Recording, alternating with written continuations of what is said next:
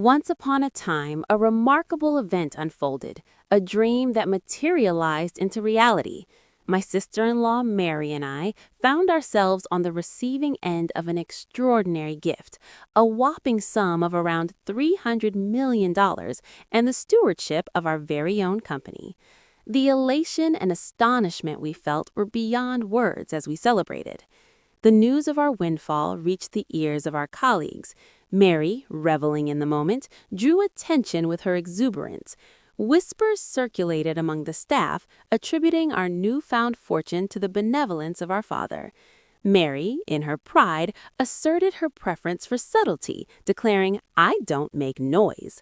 The plot thickened when my husband was granted the ownership of the company and a substantial sum of $3 million. The revelation elicited laughter from one of the workers, leaving my older brother and his perplexed wife at a loss, while my brother, engrossed in a lawyer-provided document, appeared pallid and fearful.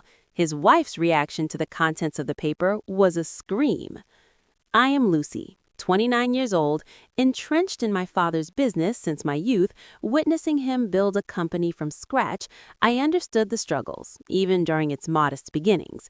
Despite my parents' aspirations for me to attend college and carve my own path, my heart was set on contributing to my father's company. Reflecting on this choice post-high school, Bob, a seasoned employee, imparted invaluable lessons, treating me as an equal rather than the boss's daughter. His mentorship equipped me with essential business knowledge. My brother, Tom, 2 years my senior, pursued a college education geared towards business management, harboring aspirations to inherit the company and be its future leader. Tom's friends admired his future role, anticipating an easy life as the next boss. Questions arose about potential conflicts with his younger sister. Tom assured them of my disinterest in the finer things, depicting me as quietly working behind the scenes. Married to Mary, who reveled in extravagance, Tom indulged her desires, fostering the belief that such a lifestyle would elevate his chances of becoming the boss. However, Mary, upon encountering me at family gatherings, would mockingly remark on my lack of resemblance to the typical boss's daughter. Expressing my contentment with a simpler life, I asserted that material luxuries did not define my happiness. Mary, unable to comprehend my perspective, pitied me for seemingly lacking the ability to wisely manage wealth. Their delay was inconsequential at the funeral.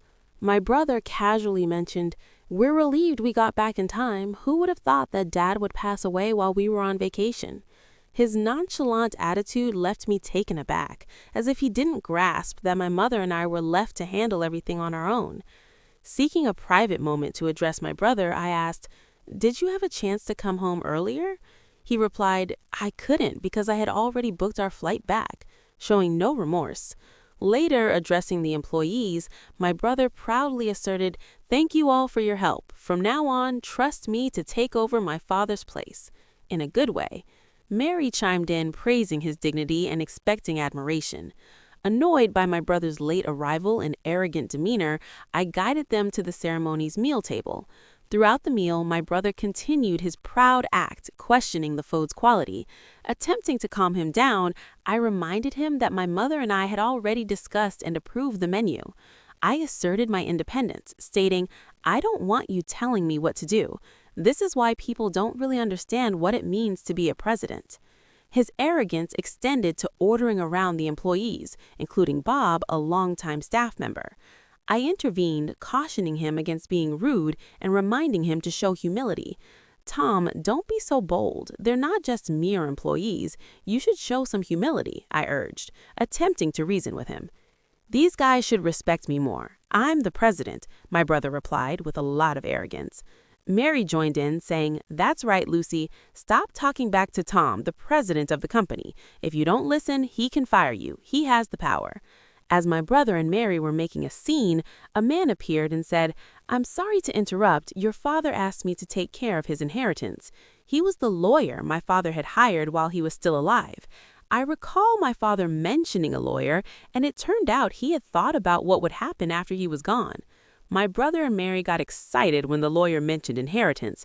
They welcomed him into the room with smiles, eager to get things done quickly. However, as the lawyer was talking, my brother started crying, saying, "Wasn't my father's inheritance worth $300 million?" Mary was thrilled to hear this and exclaimed, $300 million? That's so much money. Having a company with that much money is like a dream. When the employees heard this, they started whispering to each other. Mary proudly announced, "Everybody be quiet. This is the moment when the company and the $300 million pass to Tom." Hearing this, one employee couldn't stop laughing. My brother had gotten hold of the will and was reading it beside Mary, who seems puzzled about what was happening. As he read, my brother's face turned pale. According to the will, the entire company was supposed to go to the oldest daughter, Lucy. He stared at the paper, shocked for a while, then started shouting, "This can't be true. This is wrong." In a serious tone, the lawyer said, "This is a will that's legally valid." My brother's voice became tighter and more strained, saying, "I don't care about this. How can Lucy be the president instead of me? Maybe Dad was just getting old and confused." The lawyer continued, "Yes, your father's judgment might not have been clear. A will made by someone who is not thinking straight might not hold up." Hearing this, I couldn't bear it any longer. I couldn't let these two people insult my dad, who was a good person. I couldn't let even family members bring down his reputation. The idea of my brother being the president seemed completely unthinkable to me. My words seemed to anger my brother even more. "What are you saying? Are you trying to say I'm not good enough to be the president?" I replied without hesitation, "You're right. How can you lead the company if you've never really helped it? Don't be ridiculous." My brother protested. "Mary and I even built a huge house that's fit for a president. We went to great lengths to make me look the part." I retorted by building a mansion that's not on fancy restaurants that's not good for the company's image.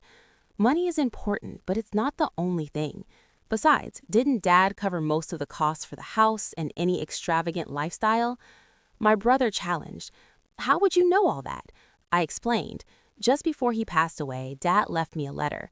In that letter, he outlined all the money he had spent on you and mentioned that it would be considered your gift during his lifetime, so your share of the inheritance is practically nothing.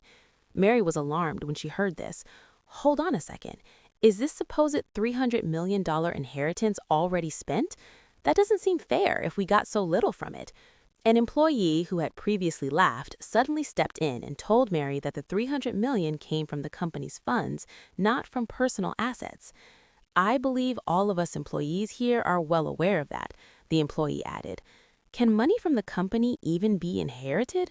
Mary wondered aloud. I informed her, "No, it can't. The money from the company isn't meant for the family to inherit, so I'm pretty sure that your share, Mary, would be minimal." Mary was saddened by this revelation. "That's really disheartening." I was shocked by the inheritance amount, too. "Oh no, $300 million?" Suddenly, my brother stood up as if he had a sudden realization and shouted at the employees, "Do you really want your company president to be someone as plain as Lucy? You should believe that I'm more qualified. I have the same kind of charisma that my father had." However, none of his colleagues agreed with him. Bob stepped forward and began talking to my brother. "Your father was a charismatic man who started the company, but you and he aren't the same person. What you're showing is arrogance, not charisma." My brother grew angry as the employee calmly refuted him. "Tom, you might be part of the company, but we rarely see you actually working," Bob pointed out, growing frustrated. My brother argued, "That's because I don't have time to do any of the regular work. I'm busy networking with others. I don't have time for tasks anyone can do." Bob continued, "Networking isn't everything. Lucy works diligently every day to understand the company better. She quietly handles her responsibilities behind the scenes." Bob's words seemed to resonate with everyone present. "I feel the same sincerity in Lucy as I saw in your father. Lucy is the right person for the job," he concluded. Everyone at the company nodded in agreement. Touched by their support, I said, "Thank you so much. Honestly, I'm surprised by this news, but having seen my father's dedication to the company, I care about it just as deeply as all of you do. I look forward to your continued help." The employees clapped warmly, and I bowed to them, deeply encouraged by the applause. Encouraged by the applause, I spoke firmly. All of you here are important friends who have contributed to our business. Anyone who ignores your efforts is not fit to be an employee, let alone the company's president. Yes, even the president can be fired. My brother grew annoyed hearing this. What are you even saying? I'm your brother. I responded. I mean exactly what I said. You even mentioned that if you became president, you might fire me, he exclaimed. How can you say this? I'm family. I remained steadfast. I can't keep an inefficient employee on the payroll just because he's related. This is completely absurd. He looked around, his face full of desperation, and pleaded for support from those present, but the employees simply stared back with cold expressions. Realizing he had no allies, my brother and Mary left the scene after that. Tom lost his job and relied on the small inheritance he had received. However, the funds dwindled quickly and he turned to me asking for a loan. Disappointed by my brother's lack of effort, even after being fired, I firmly told my mother not to give him any money. His friends, who had once supported him, abandoned him when they found out he lost the presidency to his sister. Mary, who had expected to be the company president's wife, the money from the sale allowed them to sustain their lifestyle for a while. However, with no income, their savings diminished rapidly. They reached a point where they had nothing left to sell and couldn't afford their living expenses. When they tried to find work, no one would hire them due to their lack of experience. Tom managed to get a part-time job at a convenience store, a role he was unfamiliar with. He faced criticism from younger part-time employees. Mary's situation changed as well. She couldn't continue as a full-time housewife. She joined a group of part-time housewives and worked as a cashier at a supermarket from morning to night, earning a modest monthly salary. On the flip side, I applied what I learned from my behind-the-scenes work to help the company. Bob and the other employees collaborated with me, leading the company to steady growth. My brother's situation unintentionally strengthened the unity among the employees. I made a promise to keep working with my mother to expand the